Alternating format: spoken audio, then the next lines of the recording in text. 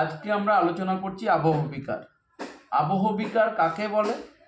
না, আবহবিকার শব্দটাকে যদি আমি ভাঙি তাহলে দুটো কথা পাবে, একটা হচ্ছে আবহ আর একটা পাচ্ছি বিকার। আবহ কথার অর্থ আবহাওয়া আর বিকার কথার অর্থ হচ্ছে ভাঙা। তাহলে আবহাওয়ার বিভিন্ন উপাদানের দ্বারা যখন ভাঙছে, কি ভাঙবে? শিলা ভাঙবে, পাথর ভাঙবে। তাহলে ধরো এটা একটা পাথর, শিলার মধ্যে অনেক ছোট ছোট ছোট ছোট জিনিস থাকে যেগুলিকে খনিজ বলা হয়।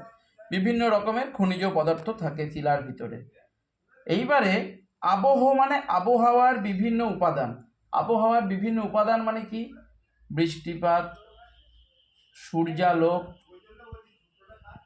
তারপরে বায়ুপ্রবাহ, এই সমস্ত জিনিসের দ্বারা যখন শিলাটা ভাঙবে, শিলাটা বিকারগ্রস্ত হবে। বিকার মানে ভাঙা, বা শিলাতে ভাঙবে, ফাটল সৃষ্টি হবে, এই জাতীয় জিনিসের সৃষ্টি হবে, তাকেই বলা হচ্ছে আবহ বিকার।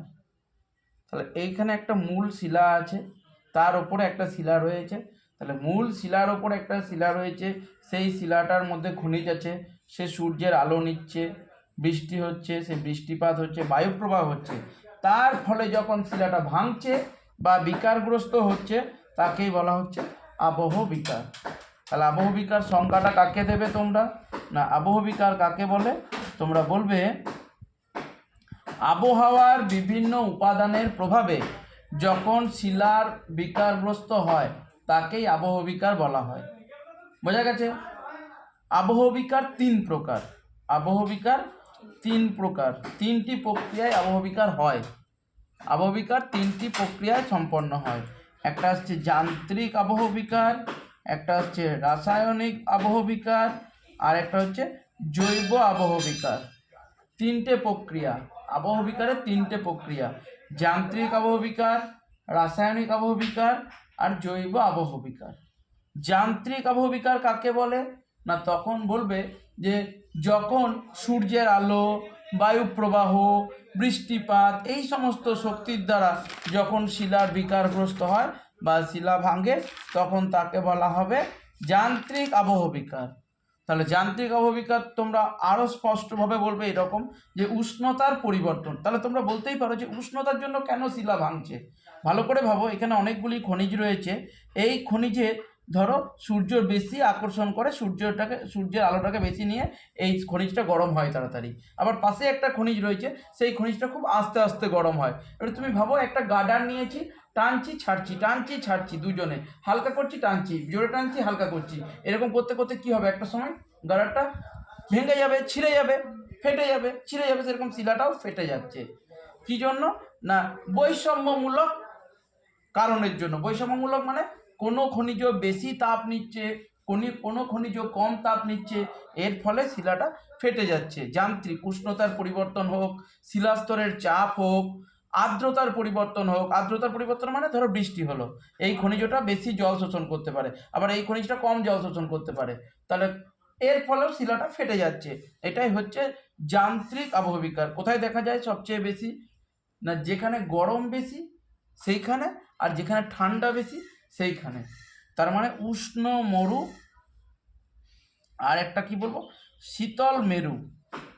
উষ্ণ মেরু আর শীতল মেরু অঞ্চলে যান্ত্রিক আবহবিকার বেশি দেখা যায়। ঠিক আছে, এবার আসছে রাসায়নিক আবহবিকার। রাসায়নিক আবহবিকারকে কি বলা হয়? Chemical Wuthering.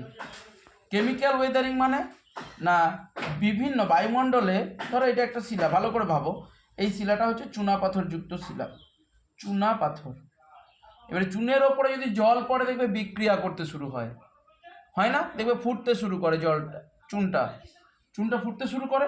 তাহলে এই চুনা পাথর অধ্যুষিত অঞ্চল যেখানে, সেইখানে যদি বৃষ্টির জল পড়ে, তাহলে বৃষ্টির জলের সঙ্গে চুনা পাথরের একটা কেমিক্যাল রিয়াকশন হবে, এবং তার ফলে যে আবহবিকার সম্পন্ন হবে তাকে বলা হচ্ছে রাসায়নিক আবহবিকার। তোমরা বলবে বায়ুমণ্ডলের বিভিন্ন গ্যাস, জল এবং অম্লের প্রভাবে শিলা যখন রাসায়নিকভাবে বিয়োজিত হয়, বিয়োজিত মানে চূর্ণ বিচূর্ণ হচ্ছে, ভাঙছে, গলছে, এটাকে বলা হচ্ছে রাসায়নিক আবহবিকার। এবার আসছে জৈব আবহবিকার। জৈব আবহবিকার কি? জৈব মানে হচ্ছে জীবদেহ। জীব মানে উদ্ভিদও হতে পারে, প্রাণীও হতে পারে। তাহলে উদ্ভিদ এবং প্রাণীর দ্বারা যখন কোনো শিলা ফেটে যাবে তখন তাকে বলা হবে জৈব আবহবিকার। উদ্ভিদ এবং প্রাণীর দ্বারা শিলা যখন বিকারগ্রস্ত হবে তাকে বলা হচ্ছে জৈব আবহবিকার। ঠিক আছে, কি রকম হতে পারে?